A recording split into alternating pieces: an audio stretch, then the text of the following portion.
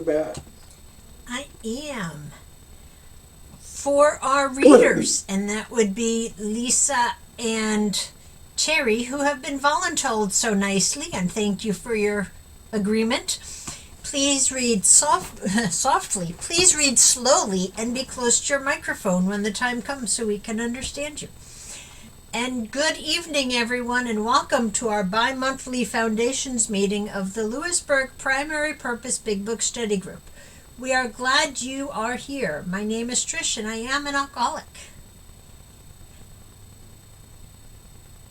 Jamie, You want that's to your take the line. next part about the prayer? I'm getting ready to share it. But you have a line in there first. Oh, do I? You get to introduce yourself. Let me get back to it. I was getting ahead of myself. One second.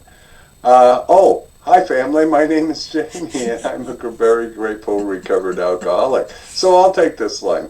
Let's open with a moment of silence, followed by our set-aside prayer, and I will screen share that for you.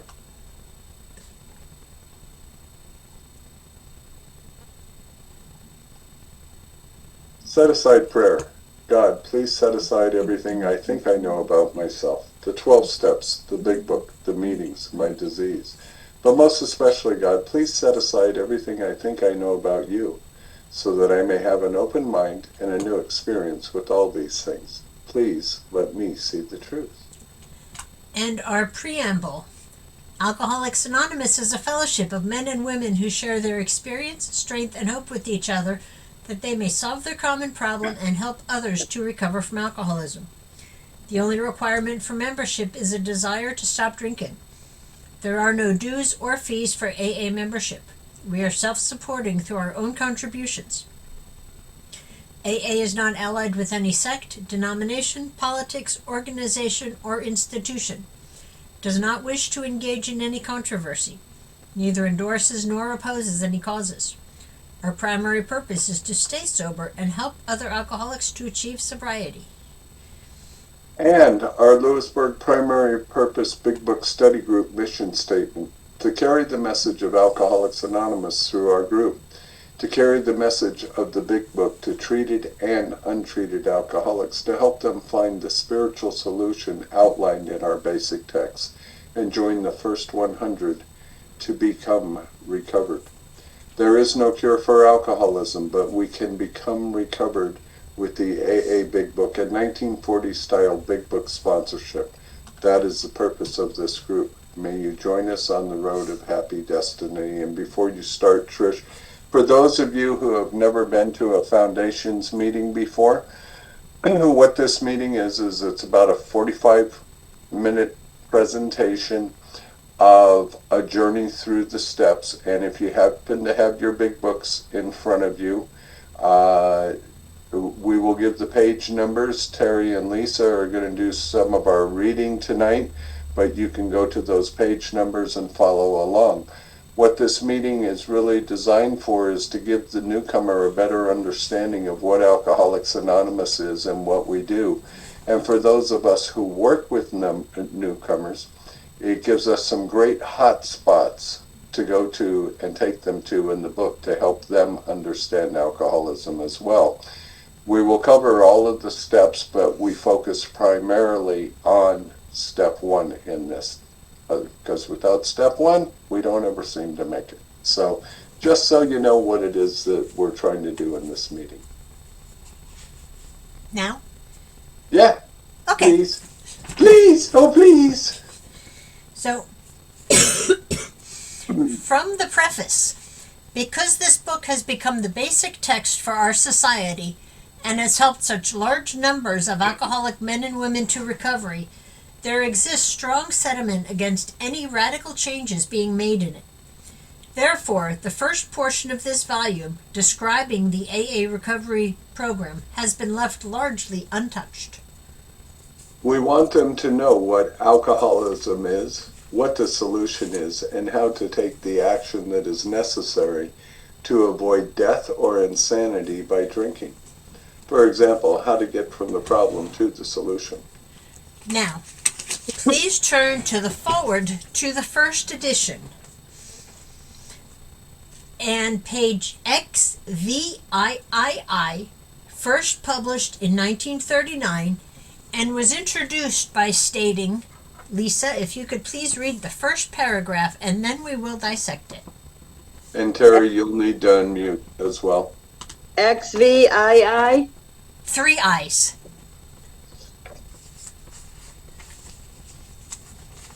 In the spring of 1940, John D. Rockefeller Hold on. Jr. gave a dinner. No. Oh, XIII. No. Sorry, no V. My fault. Forward to the first edition, Lisa, that first paragraph. My fault.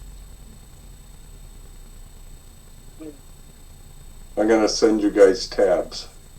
We of Alcoholics Anonymous are more than 100 men and women who have recovered from a seemingly hopeless state of mind and body. To show other alcoholics precisely how we have recovered is the main purpose of this book. For them, we hope these pages will prove so convincingly that no further authentication will be necessary.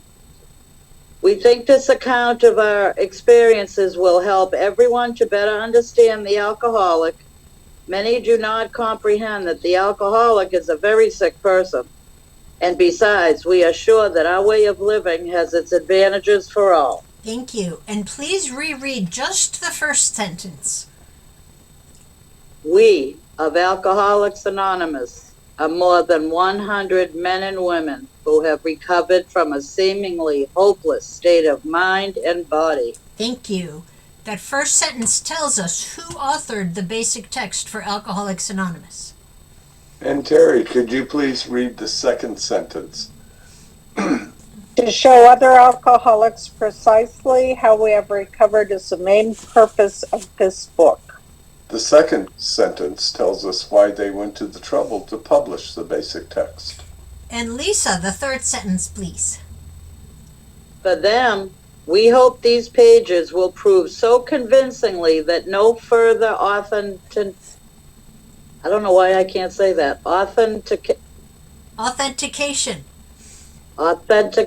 will be necessary. The third sentence suggests the big book is all we will ever need to be successful in sobriety. When I have trouble saying that word, it's because my teeth are getting in the way of my tongue. Terry, could you please read the fourth and fifth lines? We think this account of our experiences will help everyone to better understand the alcoholic. Many do not comprehend that the alcoholic is a very sick person. The fourth and fifth sentences tell us that the big book is also for those that care about us. And Lisa, the sixth sentence, please. And besides, we are sure that our way of living has its advantages for all. The sixth sentence is supported by the fact that the big book has given birth to over 200 anonymous fellowships that have nothing to do with drinking. And this is just a note here, folks. Our Roman numeral pages will be from the fourth edition. If you happen to be working out of a third edition, it will be one page back from the page number that we give you. It will be one page earlier. And from page XIV, I will give everybody just a second to get there. And it says, the only requirement for membership is an honest desire to stop drinking. Traditions 3 and 5. We have lost our understanding of honest by the time we decide to come to AA, so that the requirement has been eliminated. But if a person is serious about living sober, they had better have an honest desire to stop drinking and be willing to follow the directions in the book. The foreword to the second edition gives a historical account of the first 20 years of our history.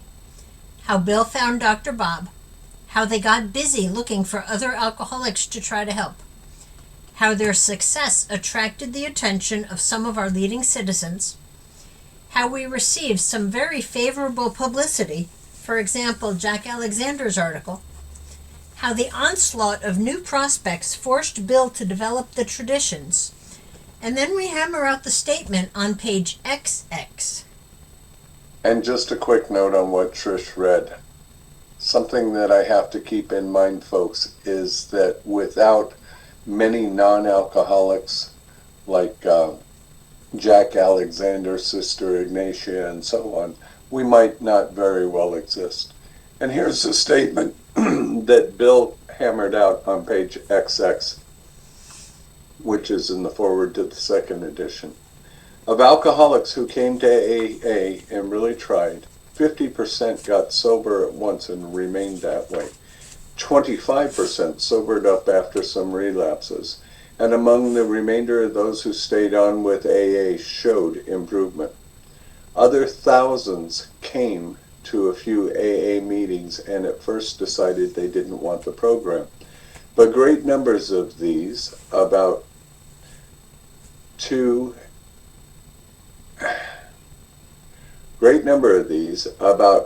and the first decided, there's a typo in there somewhere, I want to say it says twos and threes, decided that they didn't want the program, but great numbers of these, about 2 out of 3, there we go, began to return as time passed. So 75% plus got sober and remained that way.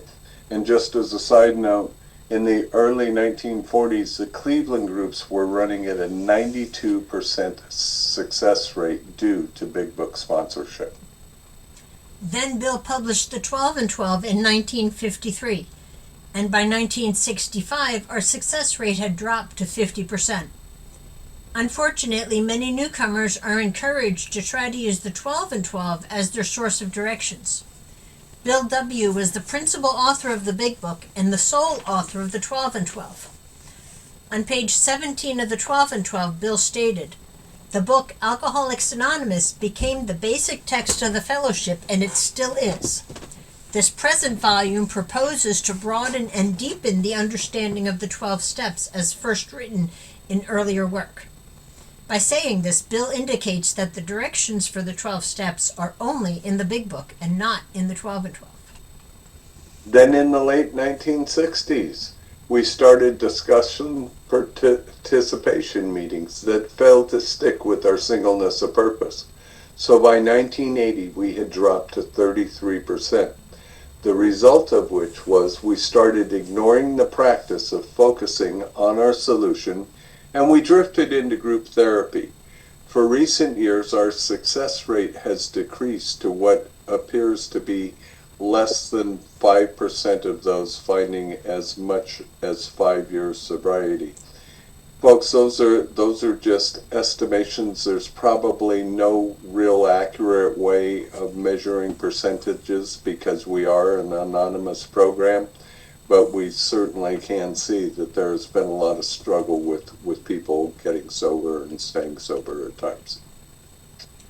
While there has been a dramatic change in our fellowship, the program has remained unchanged.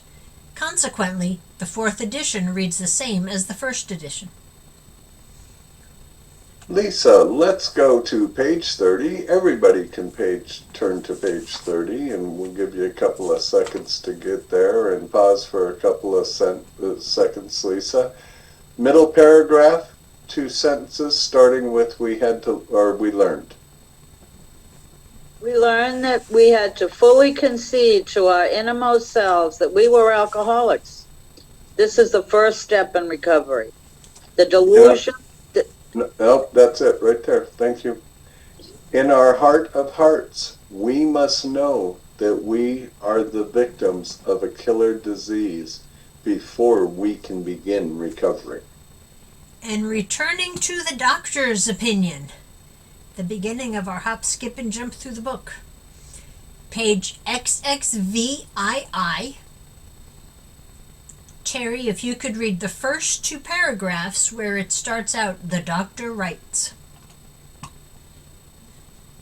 Okay, the doctor writes, "The subject presented in this book seems to me to be of paramount importance to those afflicted with alcoholic addiction.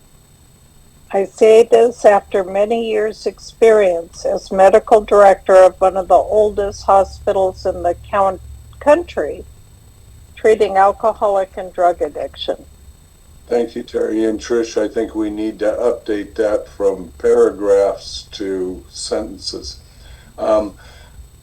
We identify who Dr. Silkworth was, how he ended up at Towns Hospital, how his opinion opened the door for recovery.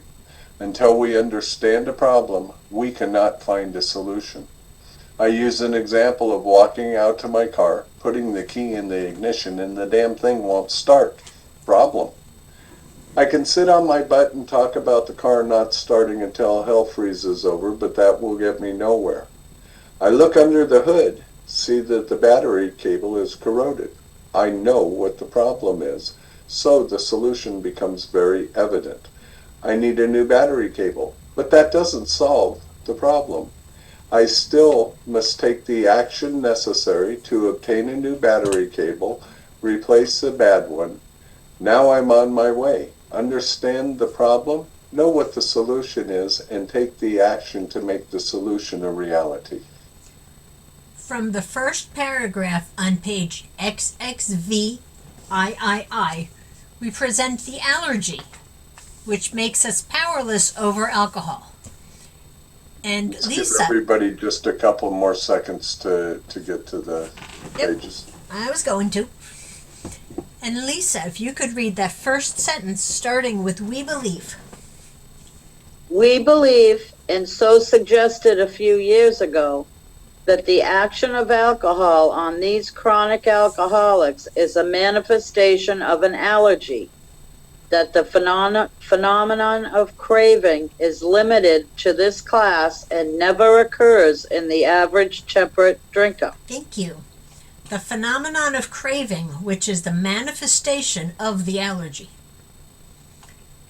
And the last paragraph on page XXVIII is where we find the initial information regarding the unmanageability.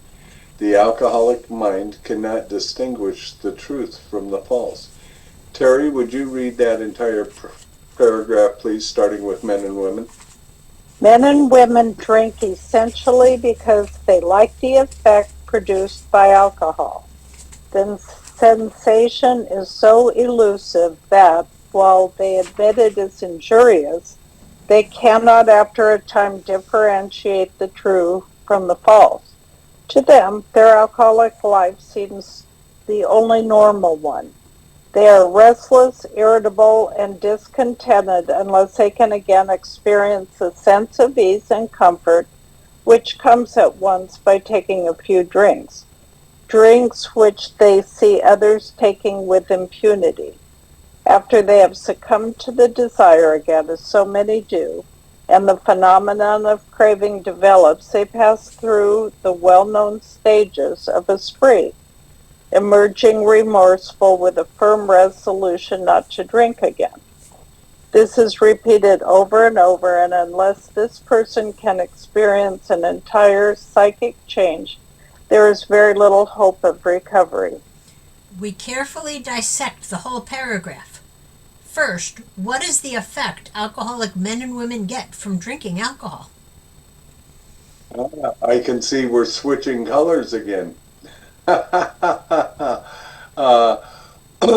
is it so important that we have this spiritual event occur in our lives? Well, Dr. Silkworth said that we drink essentially because we like the effect produced by alcohol. What is the effect an alcoholic gets from drinking? When we alcoholics had a few drinks, we were amazed at the change in the way that we thought and felt. A few drinks produced an entire psychic change. Would you like the next one so you can stay blue? No, it's okay. Okay. So let's go to page 83 in the Big Book and examine the 9-step promises by beginning each promise with the phrase, "when I had a few drinks." Read each line in the first person and in the past tense. For example, the first promise would be, "when I had a few drinks, if I was painstaking about this phase of my development, I was amazed or I would be amazed before I was halfway through. And Lisa, you ready? I think so. Okay. Can you take on that second promise, please, starting with when I had a few drinks? When I had a few drinks, I was going to know a new freedom and a new happiness. Did you? I sure did. When I had a few drinks, I didn't regret the past nor wish to shut the door on it. Did you ever come out of a blackout in a place you hadn't planned on visiting with people you hadn't planned on being with and learned you had done some things you were sure wish you hadn't done? And because of the guilt and remorse, it was to be a secret? And then go into a bar to have a few drinks and tell some stranger the whole story? I certainly did. Lisa? When I had a few drinks, I could comprehend the word serenity, and I knew peace. Did you two find that serenity and peace of mind replaced turmoil with a few drinks? Oh, yeah. When I had a few drinks, no matter how far down the scale I had gone, I could see how my experience would benefit others. How willing were you to share your life story with some poor drunk who had just really had a bad experience? Love to talk about how bad my life was. Yeah. Lisa? When I had a few drinks, that feeling of uselessness and self-pity disappeared. With a few drinks, did you feel like you just might really have a purpose in this world and feel sorry for all those critters that didn't have what you had, although you just weren't too sure what it was that you had? Almost every time. When I had a few drinks, I lost interest in selfish things and gained interest in my fellows. Did a few drinks make you a little bit more interested in people, especially of the opposite sex? Can I buy you a drink, honey? When I had a few drinks, self-seeking slipped away. Did a few drinks make you somewhat more generous? Drinks for everyone! When I had a few drinks, my whole attitude and outlook upon life had changed. Did a few drinks take you from a gray, gloomy day to one that was bright and hopeful? From a shade of brown to rosy pink with just a couple. When I had a few drinks, fear of people and of economic insecurity left me. Did you enjoy being in the company of people sober? Leave me alone! Did a few drinks diminish your concern for your financial difficulties? How am I going to pay all these bills? I think I better have a couple drinks to figure it out. When I had a few drinks, I intuitively knew how to handle situations that used to baffle me. Did you two find that you were able to think much more clearly and wisely with a few drinks? You bet. I had all the answers to questions that hadn't even been asked. The unmanageability is clearly presented in the last sentence of that paragraph. I will suddenly realize that booze is doing for me what I could not do for myself.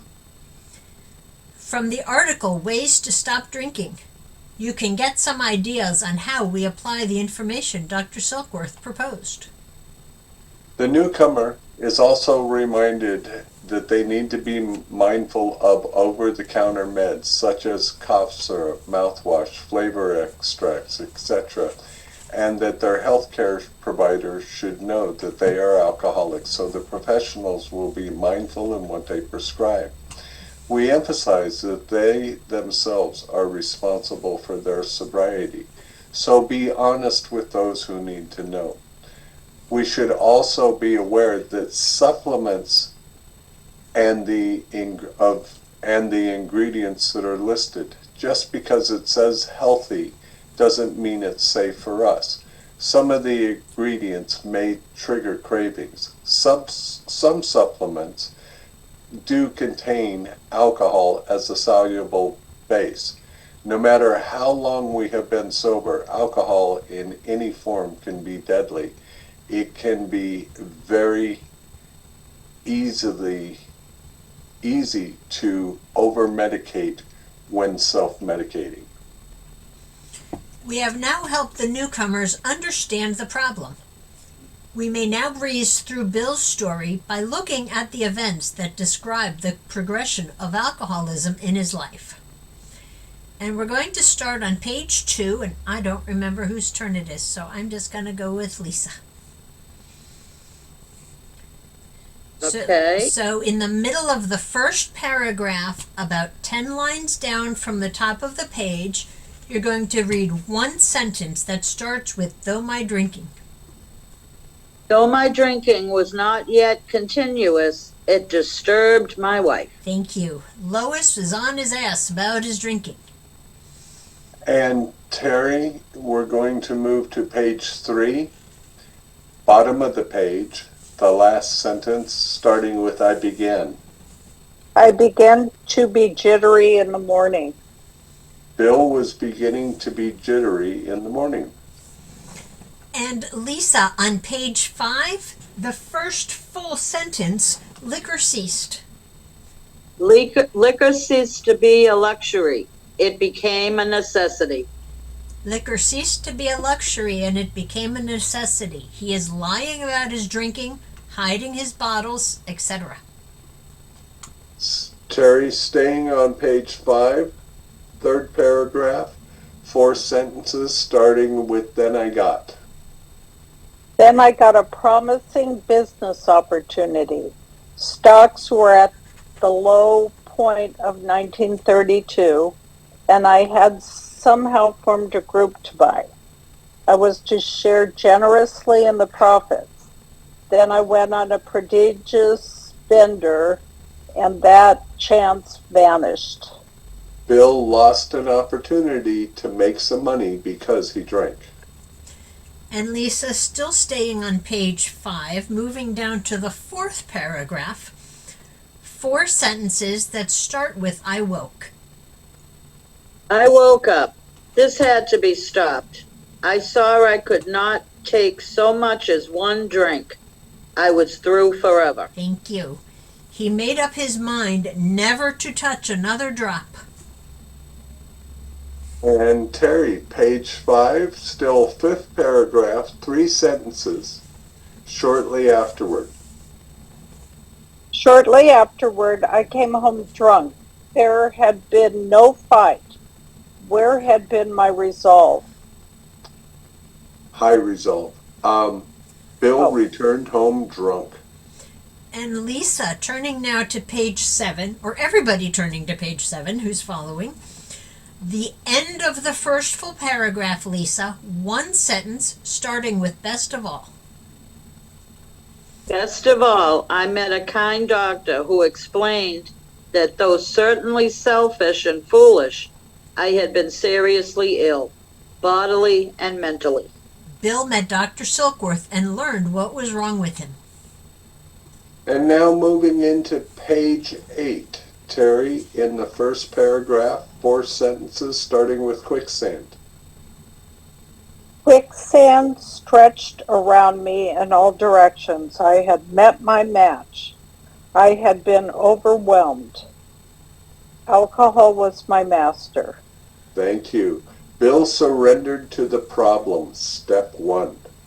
We use the next paragraph to exemplify the simplicity of our program. And Lisa, could you read the first sentence there, starting with "trembling"? Trembling, I stepped from the hospital a broken man. Thank you. And the last sentence of that same paragraph, "I was to know." I was to know happiness, peace, and usefulness, and a way of life that is incredibly more wonderful as time passes. A wonderful life as the result of having taken the action Ebby prescribed for him. And now to page 10 and 11. Terry, starting with the last paragraph into the first paragraph of last paragraph, page 10, into the first paragraph of page 11, when they talked. When they talked of a God personal to me, who was love, superhuman strength and direction, I became irritated and my mind snapped shut against such a theory. To Christ I conceded the certainty of a great man, not too closely followed by those who claimed him. His moral teaching most excellent. For myself I had adopted those parts which seemed convenient and not too difficult, the rest I discarded.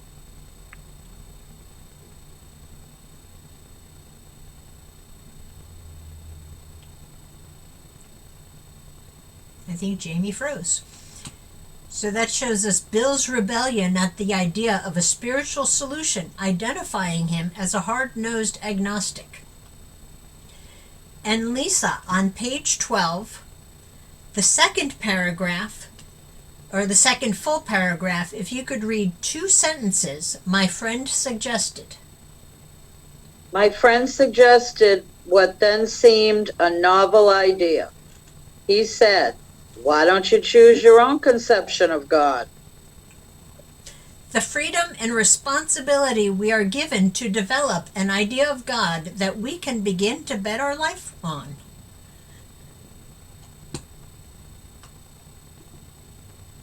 We are Keep going, Trish. Let me get everything pulled back up. I crashed. We then explain the simplicity of step 2 by the fact that Bill saw his old drinking buddy, who was supposedly in the nut house for alcoholic insanity, sober. Both of them had been powerless over alcohol, but Ebby was sober and Bill was going to die. Ebby had found the power that Bill was unaware of. Ebby had given Bill hope, the beginning of coming to believe. And from that hope, Bill finally became willing to try Ebby's plan of action. Again, the idea of step 2. And Terry, if you could turn to page 13, please. The first paragraph in the first sentence, at the hospital. At the hospital, I was separated from alcohol for the last time. Thank you. Entering Towns Hospital on December 11th, 1934, going into DT's, taking step 3 on the 3rd day of his sobriety.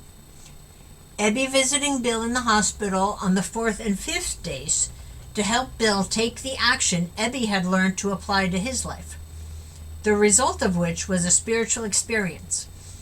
Bill left the hospital on December 18th, 1934, at the end of 7 days, and lived 36 years without taking another drink. And we are here because of the action that Bill took, not the meetings he attended. We now identify the meaning of step 1, and sorry I fell out, folks. Powerlessness because of the allergy, unmanageability, due to the mind cannot remember that we have an allergy. He can only remember the sense and ease and comfort which comes at once by taking a few drinks. Relieving that feeling of restlessness, irritability, and discontentedness. Therefore, we are powerless over our body and powerless over our mind where alcohol is concerned. We are screwed.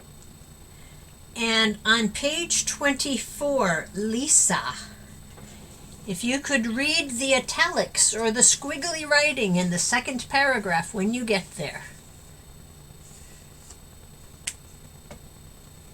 The fact is that most alcoholics, for reasons yet obscure, have lost the power of choice and drink. Our so-called willpower becomes practically non-existent.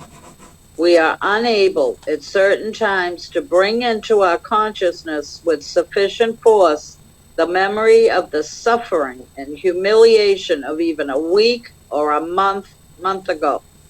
We are without defense against the first drink.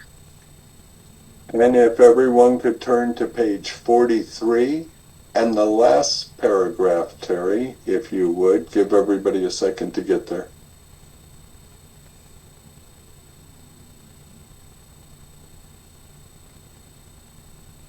Okay, what is it? Oh, once more. Once more, the alcoholic at certain times has no effective mental defense against the first drink. Except in a few rare cases, neither he nor any other human being can provide such a defense. His defense must come from a higher power. And thank you, Lisa and Terry, for your audience participation and for being willing to help us out tonight. Thank you very much.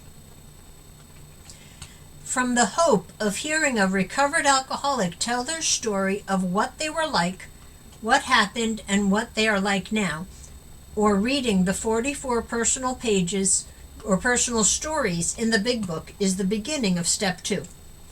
If lack of power is the problem, then a power greater than ourselves must be the solution.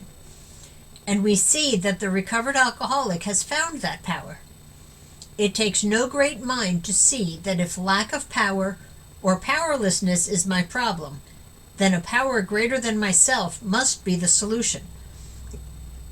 Once I can see that, I am faced with a very simple decision. Am I or am I not willing to follow the clear-cut directions for recovery? But I need someone who knows how to do this. For example, sponsorship. So the simplicity of step 3 is to turn my will and my life over to the care of God, the God of my understanding. I learn how to turn my will and my life over to this power by taking steps 4 through 7. But I need someone, a sponsor, who has working knowledge of taking the steps as directed in the Big Book, who can guide me through this process. To determine if you have made a good choice in sponsors, it is pretty easy to tell. If they suggest that you open your book or offer to read with you from page XI and study to page 43, that is a good start in diagnosing step 1. These 51 pages will get you ready to see if you are ready to move on. Look at the first sentence on page 44. In the preceding chapters, you have learned something about alcoholism. We hope that we have made clear the distinction between the alcoholic and the non-alcoholic. It tells you why it is so important to be thorough in your study to this point. From this study, we can separate the alcoholic from the non-alcoholic, which is so vital to the success of your group and AA as a whole. Now, take the test. If when you honestly want to, you find you cannot quit entirely. How many of you promised you'd never drink again? It appears you failed to manage that decision, so your life is unmanageable where alcohol is concerned. Or if when drinking you have little control over the amount you take. How many of you cannot start drinking without getting drunk? It would appear that you too are powerless over alcohol. Step 1. If that is the case, you may be suffering from an illness, Chronic alcoholism of the hopeless variety. which only a spiritual experience will conquer. How many meetings must you attend to have a spiritual experience? Or, how many steps must you take to have this blessed promise become a reality in your life? Page 44 through page 57 will open the door for you to be able to consider your own conception of the God of your understanding. Page 58 answers that stupid comment we hear too often in meetings. I don't know how it works. The first sentence tells us how it works. Rarely have we seen a person fail who has thoroughly followed our path. Those who do not recover are people who cannot or will not completely give themselves to this simple program. In other words, we need to follow the clear-cut directions of the Big Book. The program of Alcoholics Anonymous is a spiritual program. On page 59, we will find the first of several prayers. We ask His protection and care with complete abandon. There are one or more prayers for each and every step, from step 3 through step 12, which reminds us that the God of our understanding is the source of our recovery. We learn how to invite Him to be the solution to all our problems. On page 62, we are told what our real problem is: selfishness and self-centeredness. But we can never use it without some method of revealing the truth to us. We can never see it without some method of revealing the truth to us. So we make a decision to do precisely what our sponsor suggests, and announce that decision in the prayer presented on page 63. This prayer is the invitation to God to come into our lives. One of the beautiful things about the Big Book is that it tells us when to take a step, how to take the step, what the results or promises are of having taken the step will be, and provides us with the prayers that make certain that we are inviting the God of our understanding to be involved in our recovery. The last sentence on page 63 tells us that we now have to get busy and take the rest of the steps. Steps 4 and 5 are diagnostic steps to learn that if what they told us on page 62, selfishness and self-centeredness, is true for us. The clear-cut directions for step 4 are found from pages 64 through 71, and there are 5 fourth-step prayers. On page 75, we find the clear-cut directions for step 5 and the 2 fifth-step prayers.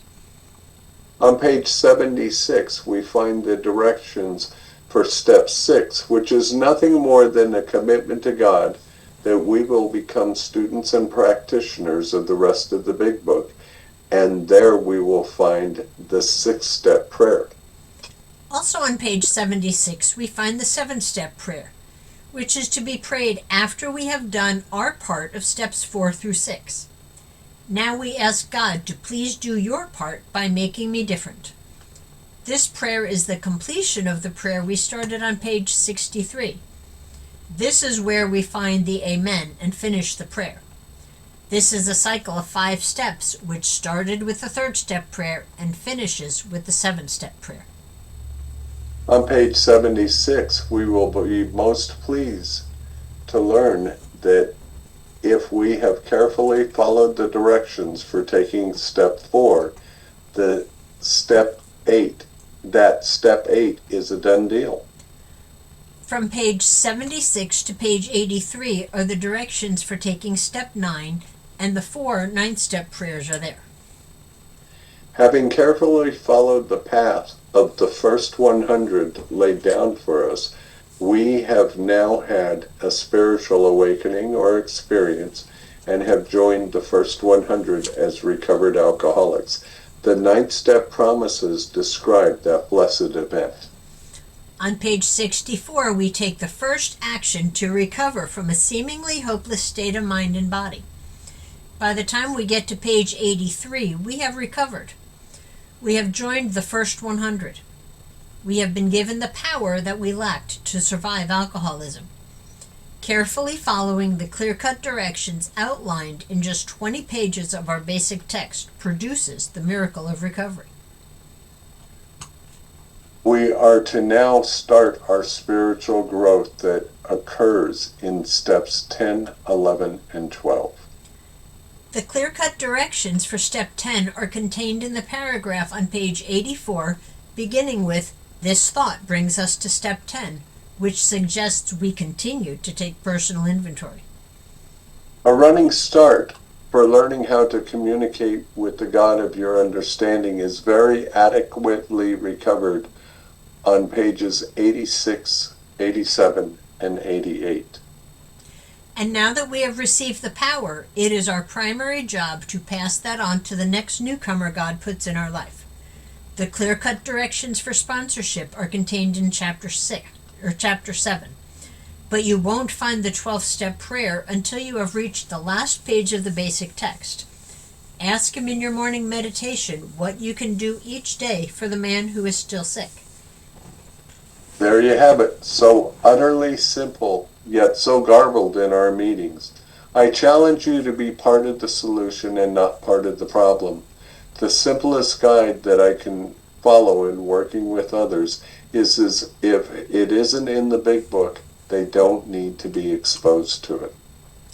If you're encouraged to wait until you have a better understanding of what our program is about, I have one question for you. How well did you like sex before you tried it? Well, you won't know a damn thing about recovery either until you have taken the action of taking the steps precisely as they were given to us. Bam, and that's what a foundations meeting is, ladies and gentlemen. And so now we are open for comments, questions, any way we can be helpful. We are happy to. If you need us to go back and retouch on anything, we would be happy to do it. We'd love to hear any spiritual experience you may have. And Chris, you unmuted, so welcome. Thank you so much. Oh, that was fabulous. Thank you. Is this, when you're initially working with a new person, would you present our program in this way?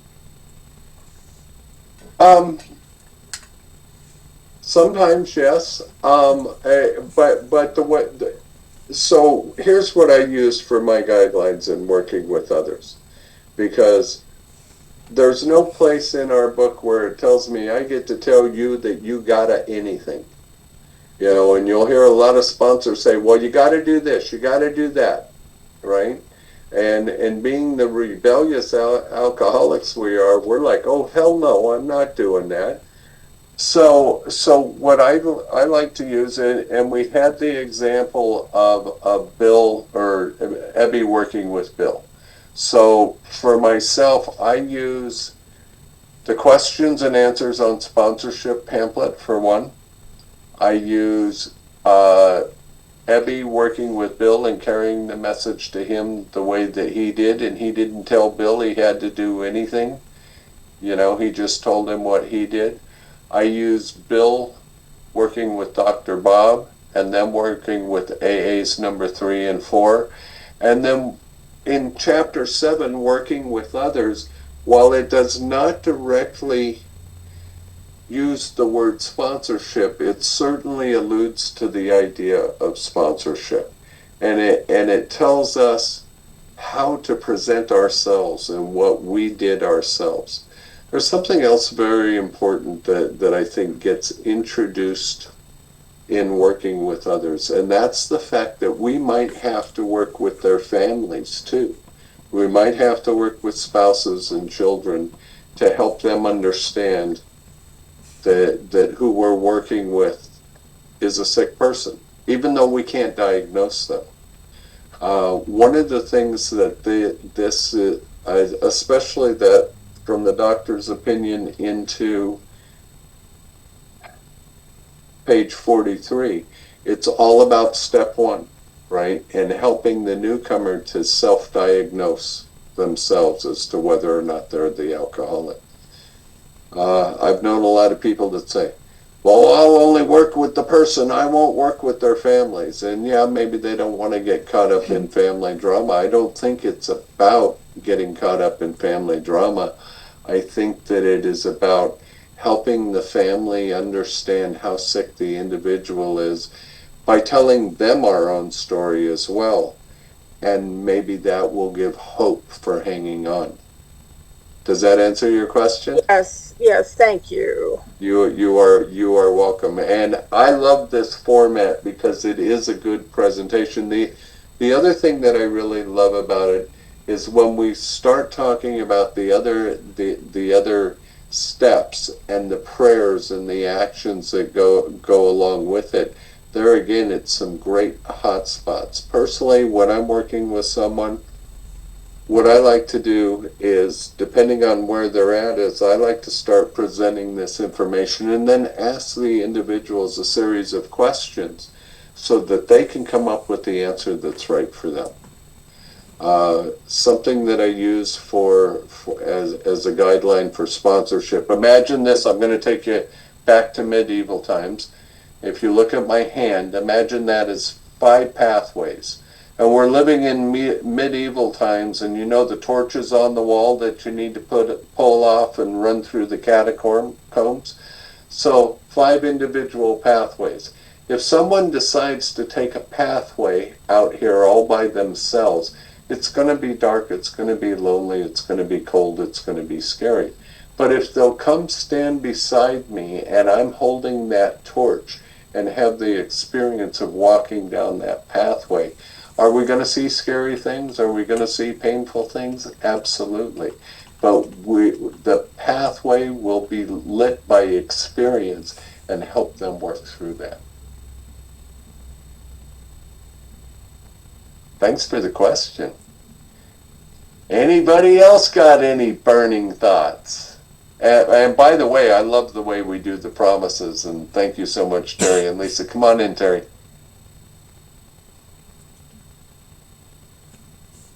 I know you've answered this before, but I just can't remember what the answer is. Who wrote this Foundations workshop? So this Foundations meeting comes from the original Dallas Primary Purpose Group, just like our Big Book study does. So I would imagine that part of it was written by Joe and Charlie, but I don't have any specific information on it. But you know, you can kind of see some Joe and Charlie presentation in it. Yeah. But you can definitely see the wisdom of Krusty Cliff and Myers Raymer and all of those folks that are in it. I had never heard of one of these until Rick introduced me to it. And then we started doing it. And then we started doing the 4-step workshop as well. And they have just become real staples of our group. Mm-hmm. And who was it earlier? Jimmy said, you guys have the coolest meetings. We like to present something that is better than the neighbor ran over my cat meeting. Yep. Thank you. I just couldn't remember that. Now I do. The Dallas. Yeah. Now we do it a little differently. I've been to their foundation meeting before, and they don't stick to the script anymore, and they'll just have one guy that's kind of droning on, and he touches on this and he touches on that. But for my personal taste, we have always stuck strictly to the script on this.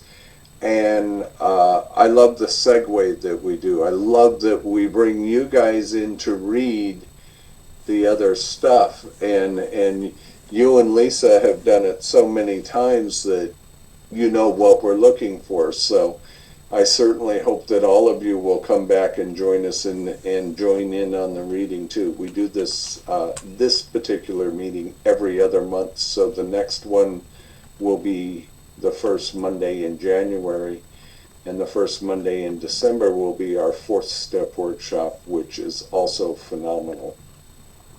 And I highly recommend doing this, like the part Lisa and I did tonight, because it really keeps you focused on what's being said. And it gives you such a huge understanding. It is just following along and staying super focused. So I highly encourage anybody who hasn't done it to give it a try. It's not scary once you get the hang of it. Right, definitely. You know, the part that really, and it hits me every time, and it takes me back, because I in Massachusetts, and, you know, I'm sure a lot of it was, you know, I was just so blocked. But there was one time I remember a group came in and there was one guy who talked about the distorted thinking and not being able to remember that misery and that part of the disease. And I can remember thinking, that's something. I got to talk to this guy. And when I went looking for him, I couldn't find him, and I didn't really try and ask around, and but I knew there was something there. And this part of it, wow, but you don't hear about it.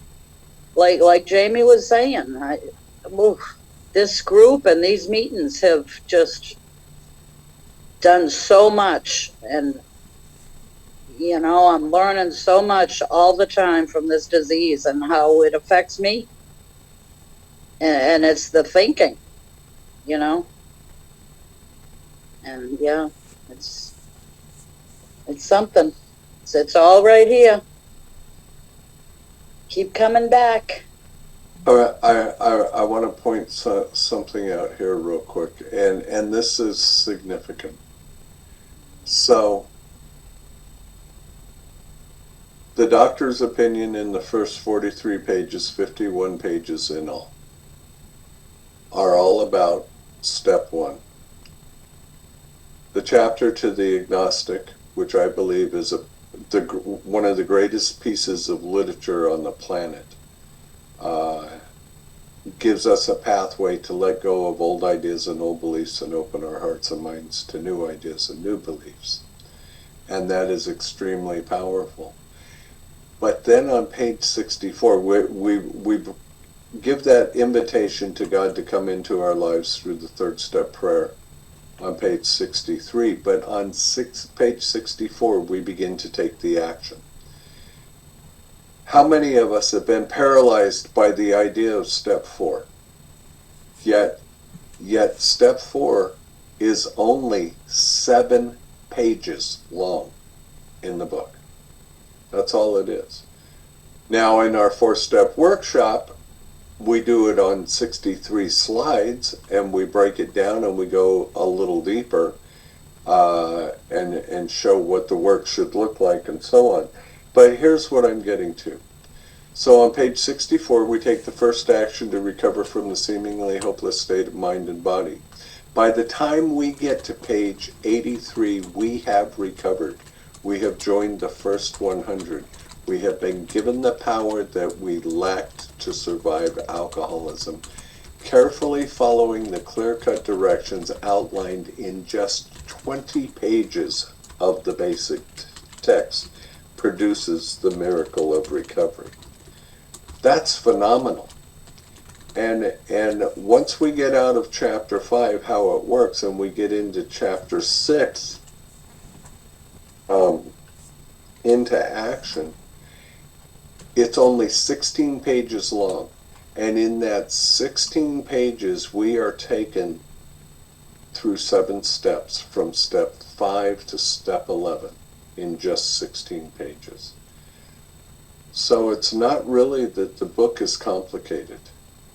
It's that maybe more like our resistance to change is what's painful and complicated. My brain is complicated. I know this. I know this. We've been working together for years. I love you dearly. One of the things that people seem to grasp onto, and the first couple of times I heard the Foundation's meeting, I did too, because there's always so much focus in meetings on the 3rd step prayer and on the 7th step prayer, and then hearing this meeting, the Foundation's meeting, where every step 3 through 12 has its own prayers, like where, show me where. And what I've realized, and one of the guys in one of the local meetings shares a lot, the words "we ask" or "we ask God" are in the first 164 pages of the big book 25 times. And if the sentence is starting "we ask" or "we ask God," isn't that a prayer? So many of the 4th step prayers, 5th step prayers, 8th step prayer, 9th step prayer, they're one-liners. but that doesn't make them any less pertinent or any less powerful. We may just have to read and find them rather than expect them to be read in a meeting. And that just gives me more motivation to get in the book and find them, because I've had that question, where are they, where are they? And I said, where there's 2 here, you have to find the other ones, because I'm not doing all the work for them, but I'll give them the little nuggets so they can go and find them themselves. Holding the torch. This has been fabulous. I need to go, but I thank you all. Have a good Thanks, night, Chris. Chris. And if you can join us tomorrow night at the same time we have our regular Big Book study. We would love to see you. Thank you so much. Anybody else have any thoughts, comments, questions, observations, experience?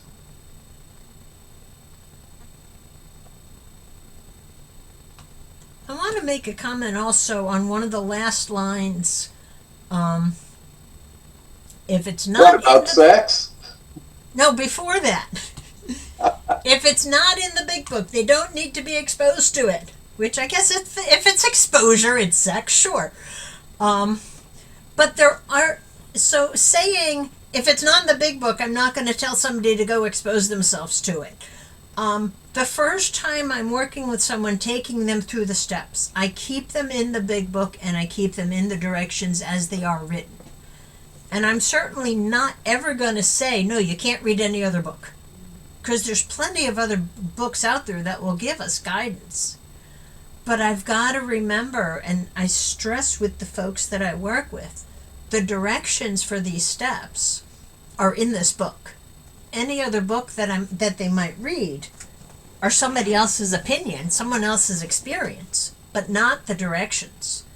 And while these other books may give them a little more experience and maybe something else to think about, that's not where they're going to find their direction. So I always try to stress with the people that I work with, especially if they're asking, well, what about this book? What about that book? It's a good book, but let's get through the steps the first time as they're written first. Then, if you want, we can start exploring some other books and see what they have to say compared to what the book has to say. Absolutely. I have sponsees ask me all the time, well, you want me to read the 12 and 12? No. Not until we've gone through the steps. So for the advantage of everyone who can't see what Trish and I are looking at, I'm going to pop this up in screen share for just a second. This is, let me get back to you guys though, so I can see your lovely faces.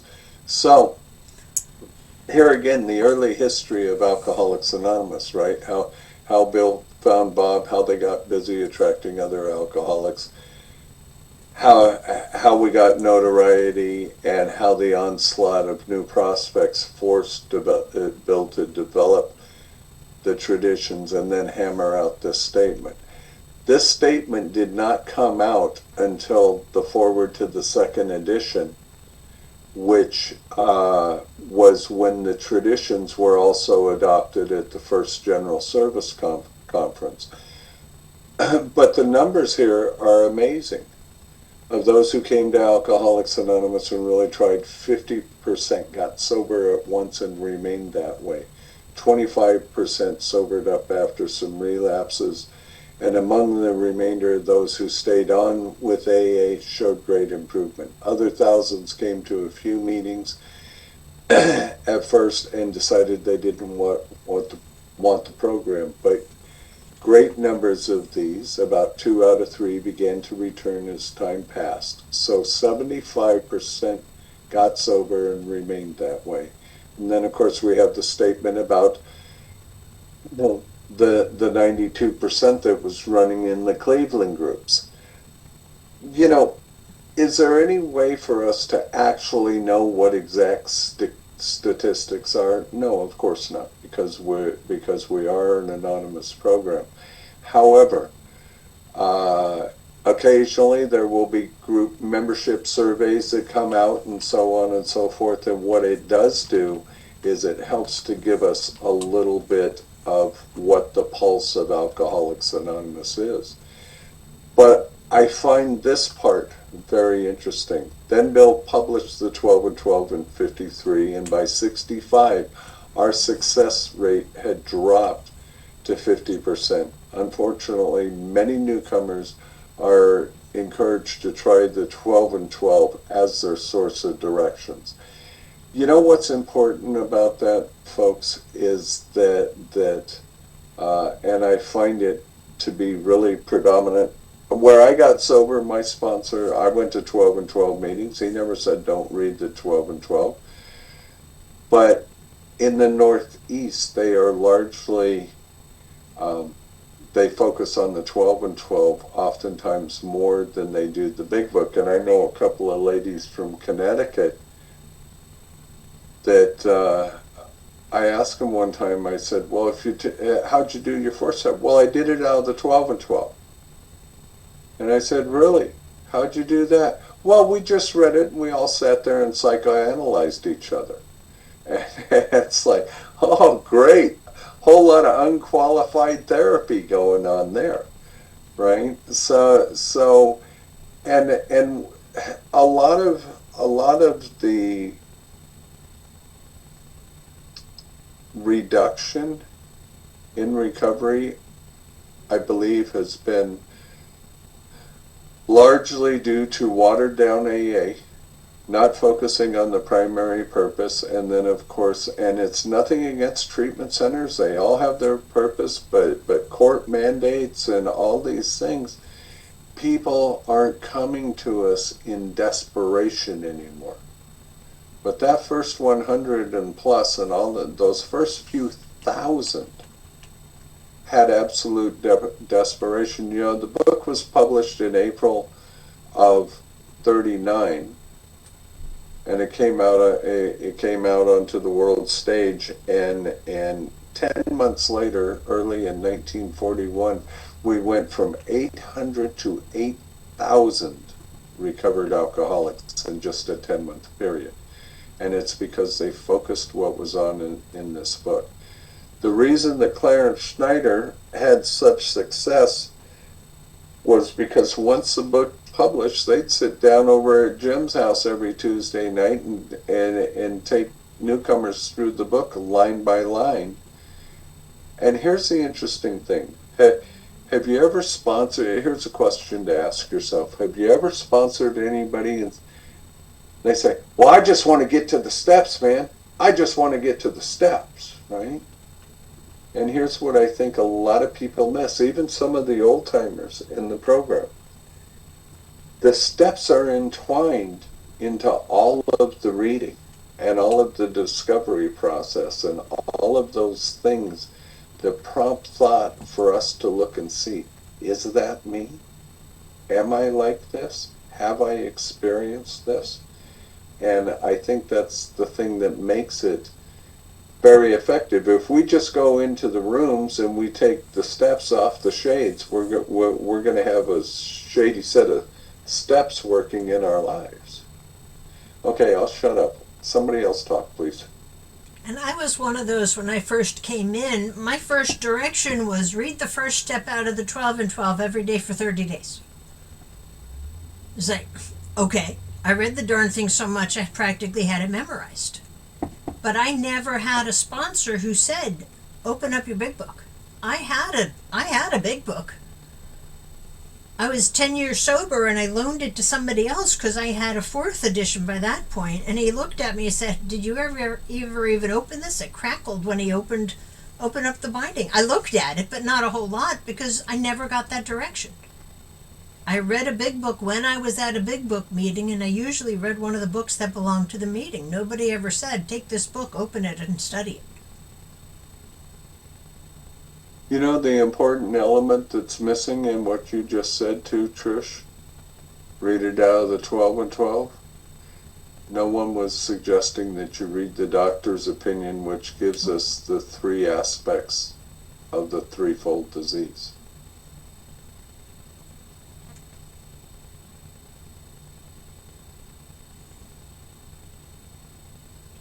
Not to say there's not good information in the 12 and 12, but I've got to know what's in the big book first before I can understand what's in the 12 and 12. Absolutely. All right, who's next? Jimmy, I see your head nodding. It's that glow in the dark cap, brother. Hi, I'm Jimmy, and I am an alcoholic. And this is my first time at this meeting, and I loved it. And I really like how it, as it's, going through the format of it. I mean, a lot of those things that are being said are the meat and potatoes of this program. Um, and I remember my sponsor gave me a big book. Um, and I saw the literatures, sitting on the table, and I said, "Well, don't I need this one too?" Which was the 12 and 12. And he said, "We'll get you one of those after a little while." And I had a big book, and he wanted more, and that's where we went. And I've been to there's a Saturday morning 12 and 12 meeting I used to get to attend, and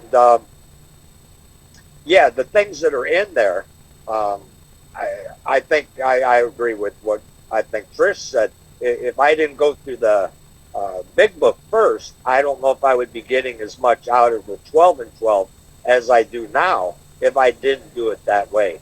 And I am grateful that my sponsor only gave me a big book to start with. And that was the only book I had in my backpack. Um, and, I didn't know what I was in for, but, as we were talking earlier, sure I'm glad I did walk through the doors AA, and that my sponsor did um, walk me through 164 pages of that book. And, and I still had some issues. I mean, I was stubborn, but with, oh, excuse me, with, the unconditional love, the patience, uh, and the stuff we find, the, that we find here, will change your attitude toward thinking. I have never been treated by a group of individuals like I've been treated here, and I mean, uh, this is probably the greatest organization I've in the world. I don't think anywhere else you can come and no matter what's on my heart, mind, I can say anything, and um, and get it off my chest here. And nobody's gonna, and someone might even know what I'm talking about or agree with it, because we all have this crazy, you know, sickness of alcoholism. And I know the first time I heard someone actually talk about, the financial problems that they put their family in, and I had done the same thing, and I thought I was alone. I thought, and I'd been around for about 6 months, and nobody really talked about financial things. And one guy brought it up in a share, and I thought, that was huge for me, because then once again I knew that I wasn't alone, and other people thought like me too, and it gave me hope that hey, I can get out of this hole, and I've been working on that for the last 4 years, and not out of it yet, but I got hope that I will be able to do that, and so I love this. This is one thing I do know is, like, related to this truck. I learned something every trip that I come out here in this truck. I never have said I know everything about truck driving, because when I start doing that, probably bad things might start happening. And maybe because I was older, I always thought I don't know everything there is to know about AA. And because of how you guys presented this, um, it just makes me want to learn even more about it, and I want to hear even go down, like taking someone through the steps too. So this was great. I'm so glad I was there tonight. But thank you, brother. Keep coming back month after month. Jim, you got anything you want to say?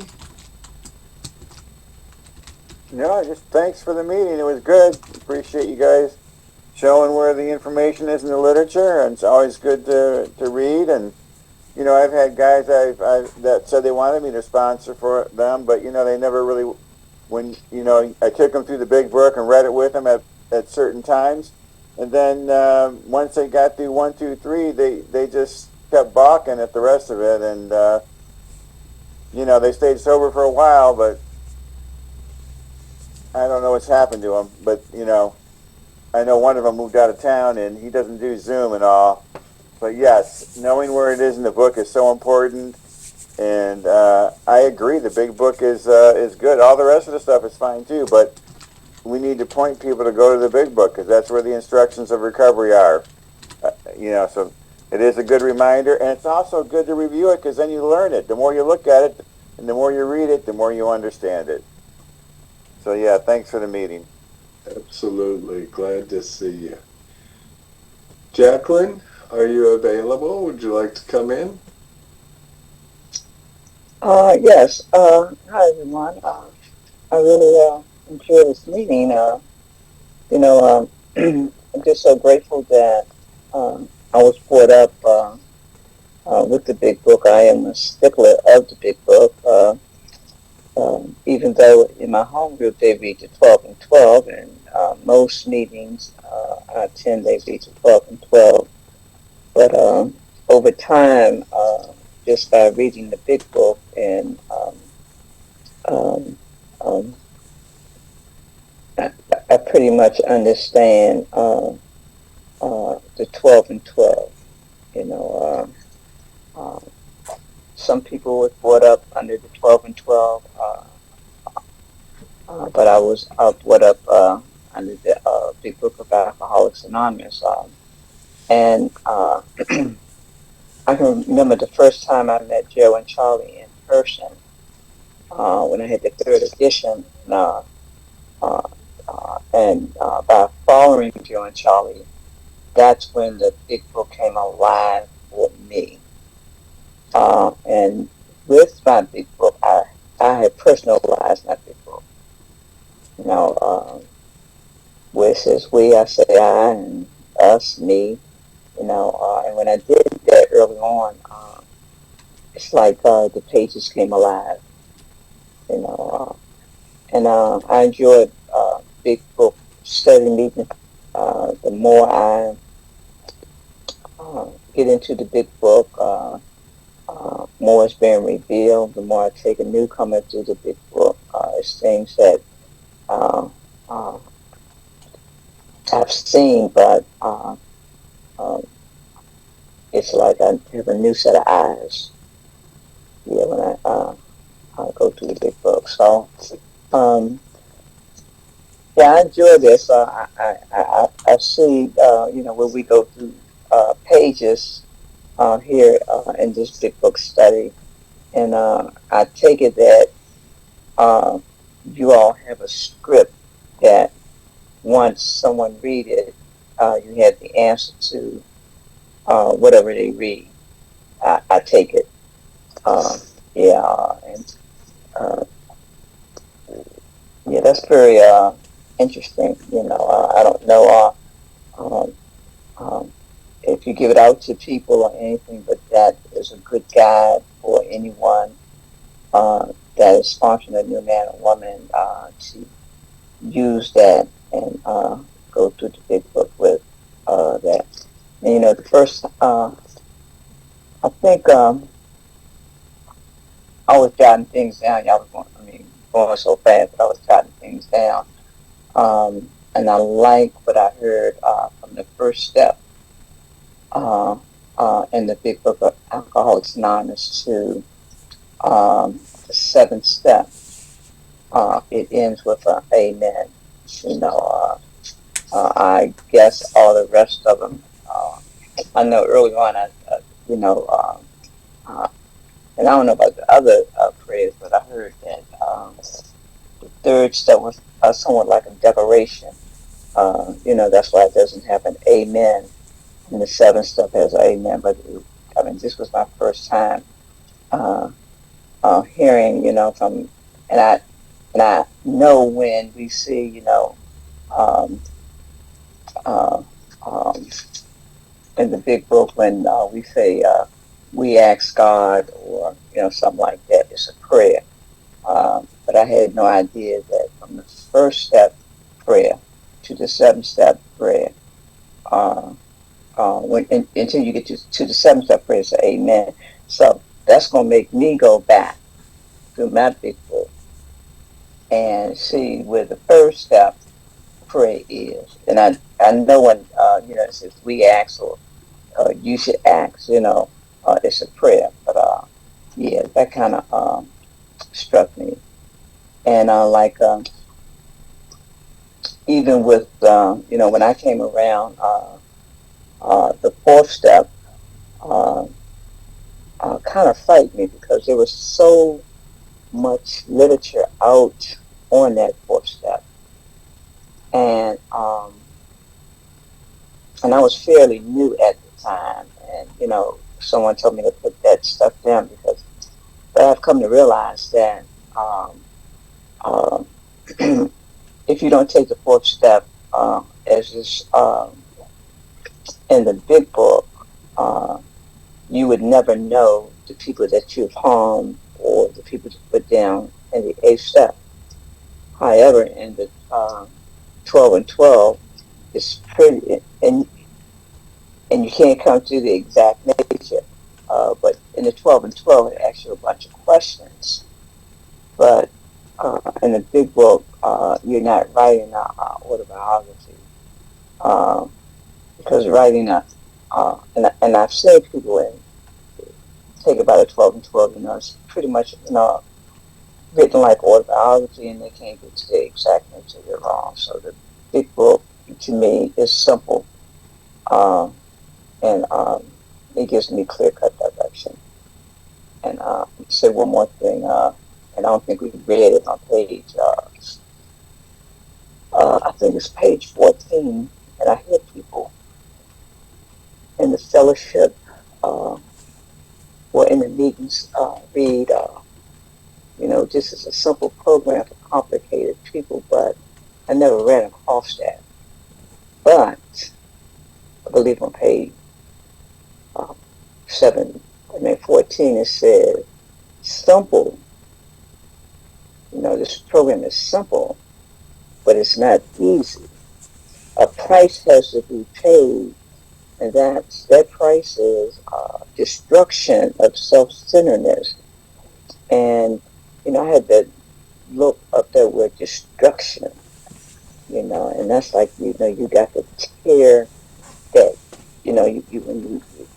when you're doing destruction, it has to be torn down. So, it tells me that, um, yeah, this program is simple, but it's not easy. And the reason why it's not easy because of self. We're trying to destroy the old self, and get a new perspective of, new ideas. But yeah, but I really enjoy this meeting. Uh, uh, it's kind of hard keeping up with you all, but yeah, yeah, and I got the understanding tonight. I've been here before because it was things that was read out in the big book, but I see now that y'all, you know, after they read, y'all come along with the answers, and that was throwing me off early on, but I kind of caught on tonight, so it's good. Yeah, I really enjoy it. That's why I keep coming back because I want to remain teachable. And the more I go through the big book, like I said, more jump out at me.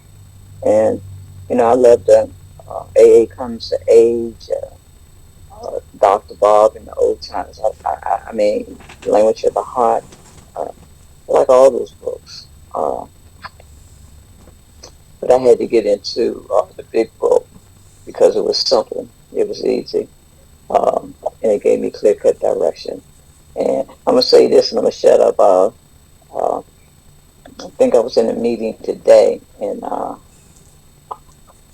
don't know if I cross talked, but I heard someone say in a meeting today that we don't get well, and the big book says we do get well. And in my thinking, why would you be in a 12-step program and you don't get well? And it distinctly said that we do get well, and it says that we have recovered from a seamless, hopeless state of mind and body. And we haven't recovered from alcoholism, but we have recovered, and we do get well. So uh, when I hear people say that, uh, it just simply tells me that they don't read their literature. They're just mimicking what other people say, and that's not good. So I think that's enough out of me because I'm rambling. And I don't know where you are at. I mean, it's 8:58 where I'm at, and since time went back, look like I supposed to be gaining an hour, but feel like I'm losing an hour. Yeah. But anyway, this has been a good meeting. Thank you. Thank you, Jackie. And we'll be here same time tomorrow night for our regular big book study. And I put where you can get the study guide that we use for tomorrow night in the chat because it is available at Big Book Fixer, and I think it's about $29. Okay. All right. Thank you. You're welcome. Art, you are celebrating a belly button birthday today, and you're about to ready to celebrate 47 in a couple of more days. Would you like to come in and share with us a little experience in your journey? Good evening, everybody. My name is Art. I'm a grateful recovered alcoholic. And yeah, this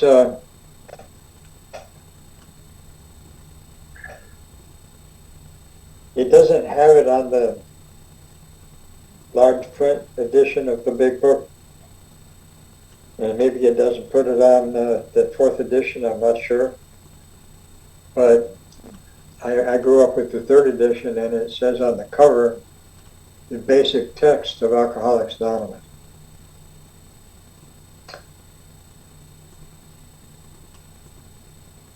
And so that implies that is a book to be studied, not just read.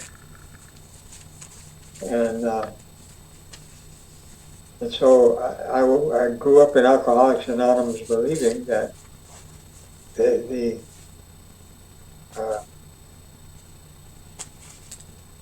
the answers to my problems of alcoholism is in the pages of that book. And the longer I'm sober and the more I look at it and study it, the more I realize that this is an indispensable piece of literature here that allows me to learn, to find out what my problem is and what to do about it, and how to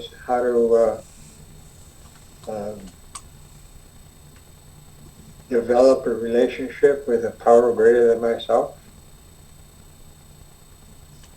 So there's a lot of information in this book that's not found anywhere else.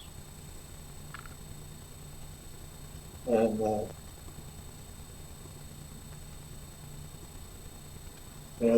the steps are the foundation of the program. The 12 steps are the foundational to sobriety. My experience has taught me that if I follow these steps,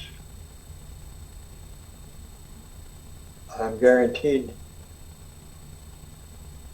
sobriety.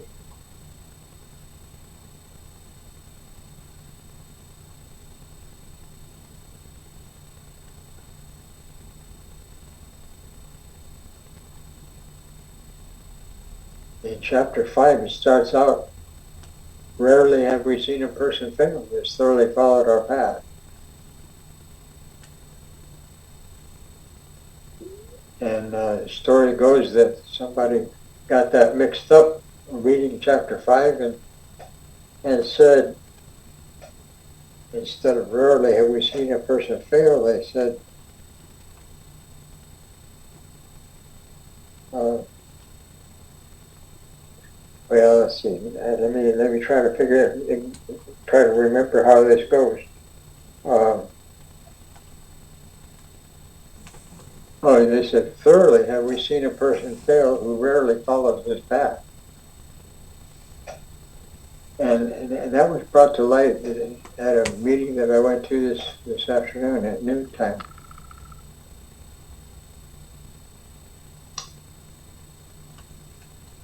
And I don't want to be telling somebody else's story, but the meeting opened with somebody talking about struggling with the temptation to drink for the last week or so. And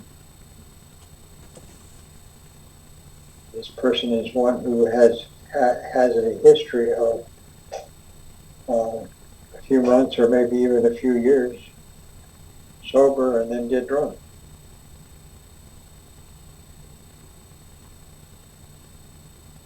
So it is my opinion, and I don't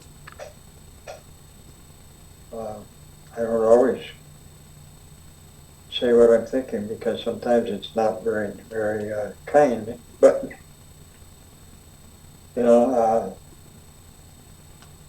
when it came my turn to share, I talked about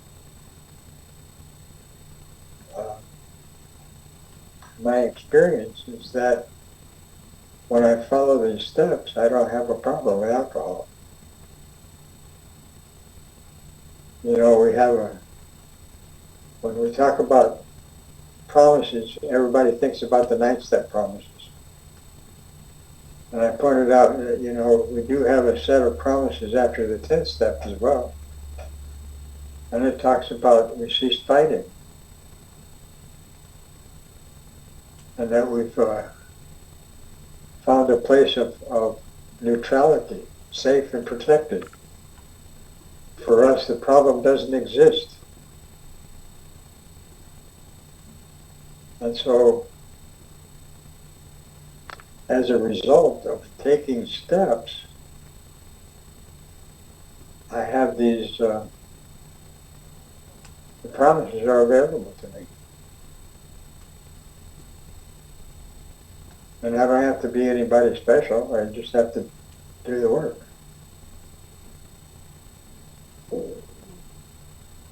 I don't even have to be good at it.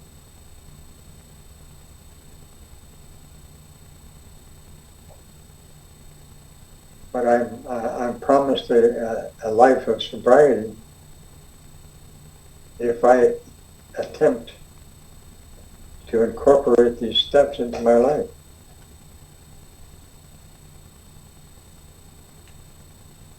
And when I do that, I get to be free. And the freedom that we talk about in the 9-step promises is a different kind of freedom. They call it a new freedom. It's not the kind of freedom where I get to do anything I feel like doing anytime I feel like doing it. It's the freedom that allows me to stay sober. To not have to put any foreign substances in my body in order to cope with life. That's freedom. I heard a speaker one time say, true freedom is when I do what I know is the right thing to do when nobody's watching.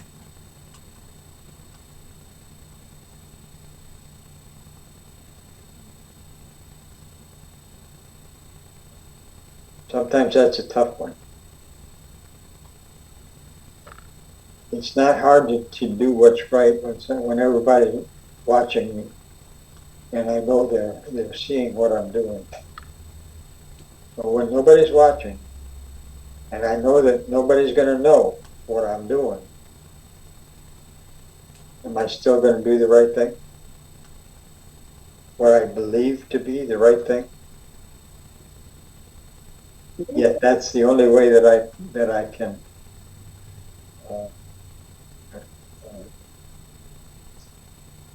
experience true freedom.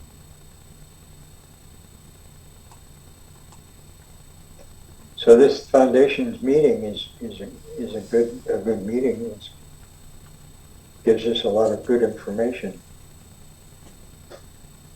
but it's only a beginning. Thank you. Thank you, Art. And I just went to my 3rd edition and my 4th edition.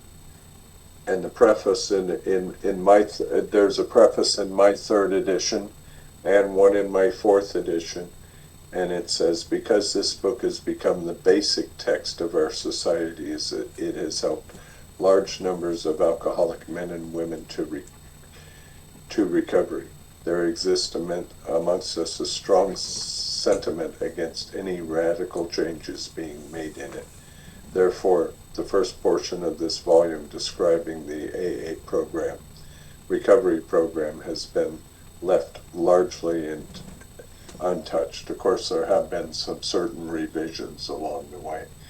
The 1st edition and 2nd edition didn't have a preface in them, but the 3rd and 4th did.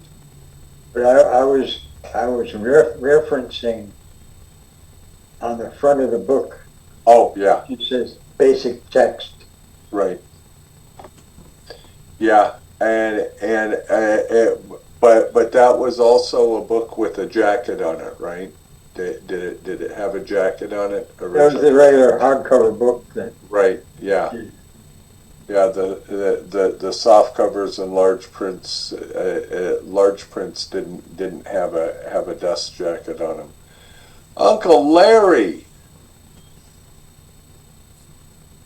Hey, good to be here, Jamie. Sorry I was a few minutes late, but I wanted to come to this meeting. I've not been to one of your foundation meetings before. You know, I've heard it said before that knowledge is useful, but wisdom is the ability to use the knowledge correctly.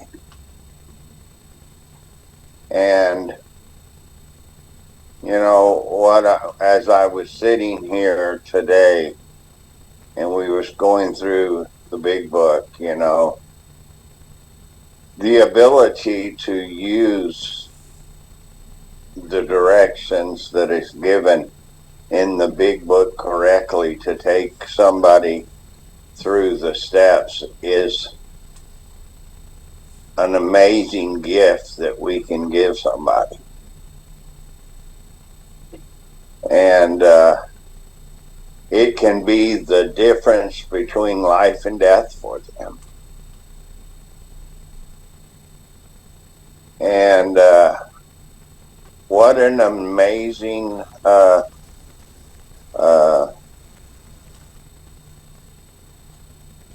workshop.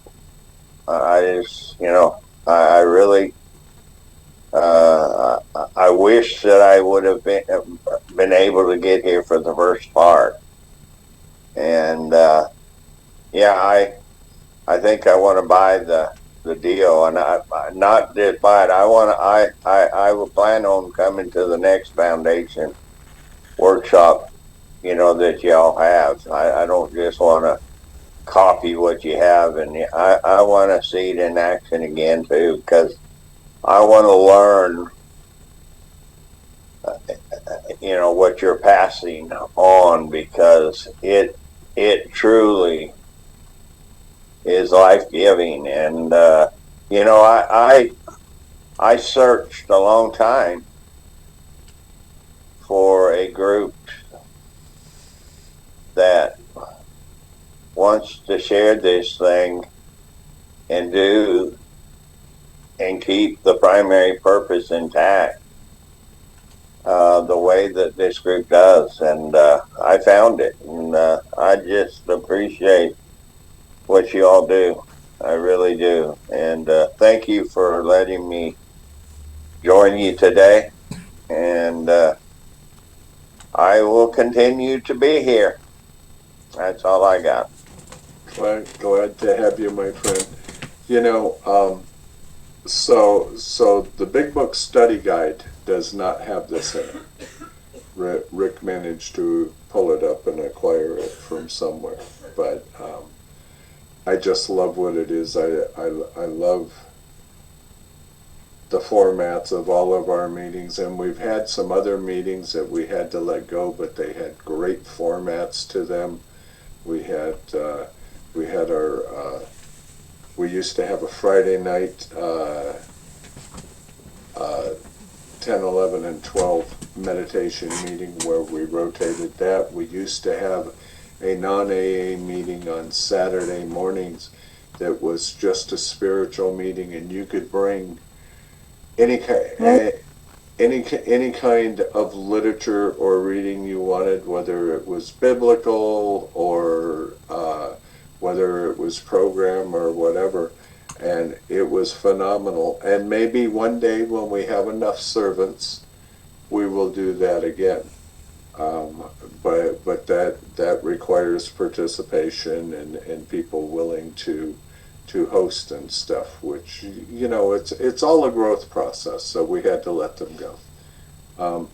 But I love that God has given primary purpose such purpose.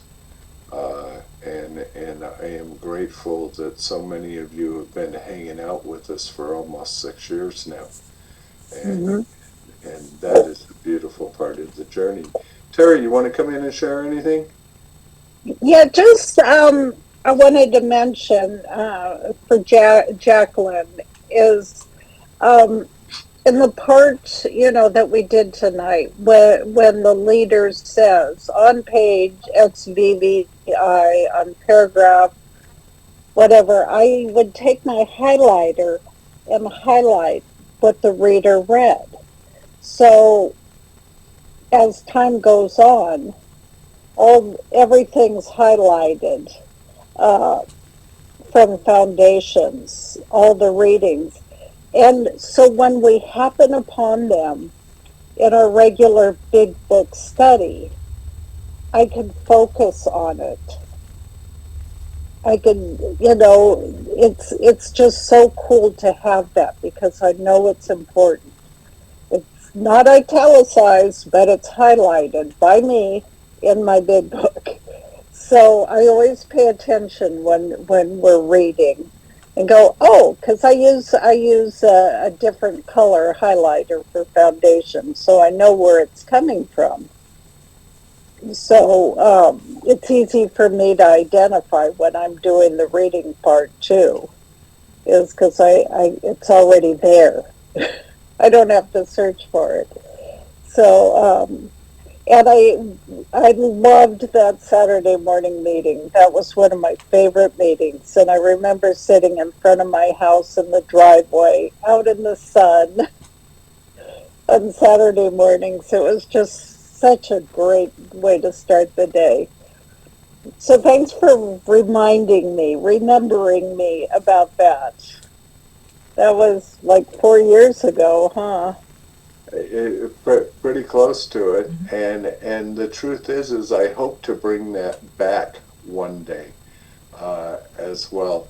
I'm going to screen share something for the benefit of those of you who don't see what we in the group see.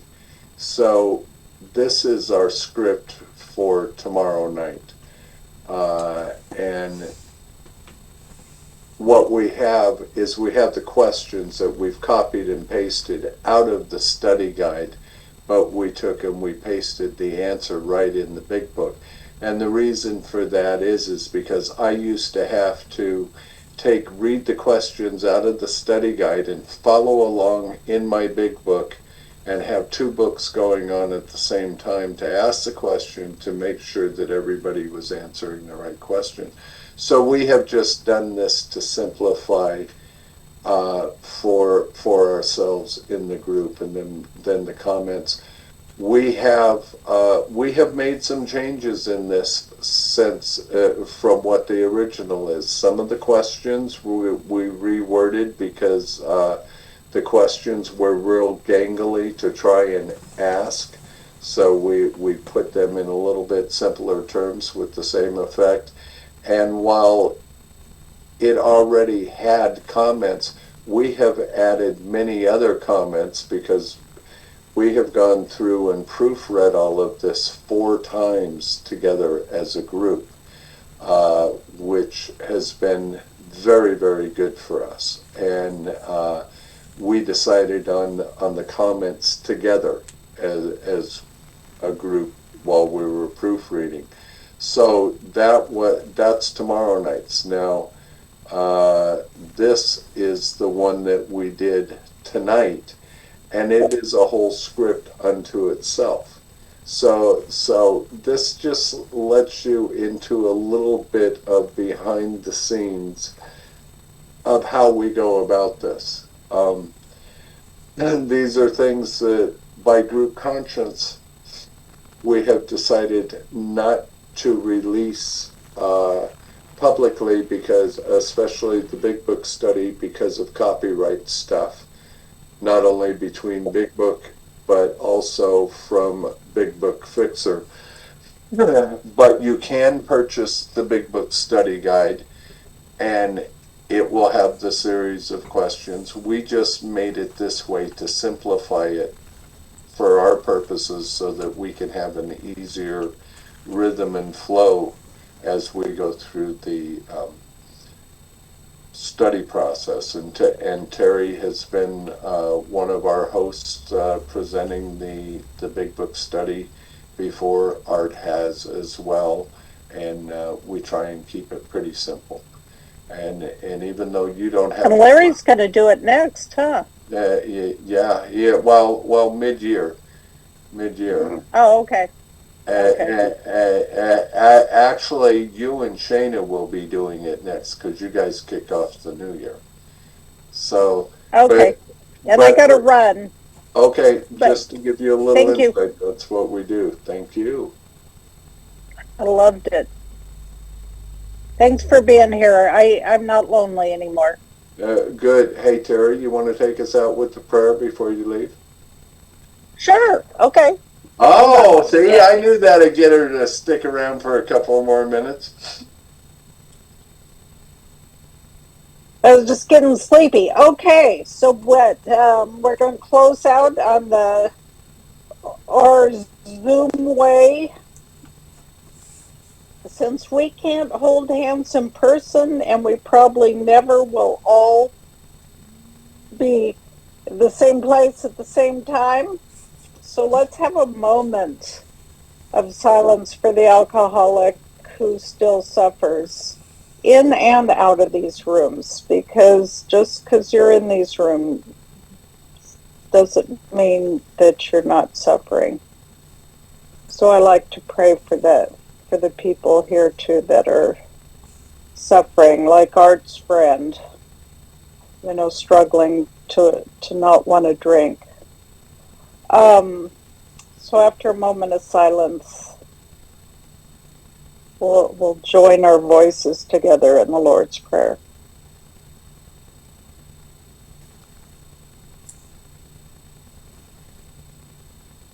Our Father, who art in heaven, hallowed be thy name. Thy kingdom come, thy will be done, on earth as it is in heaven.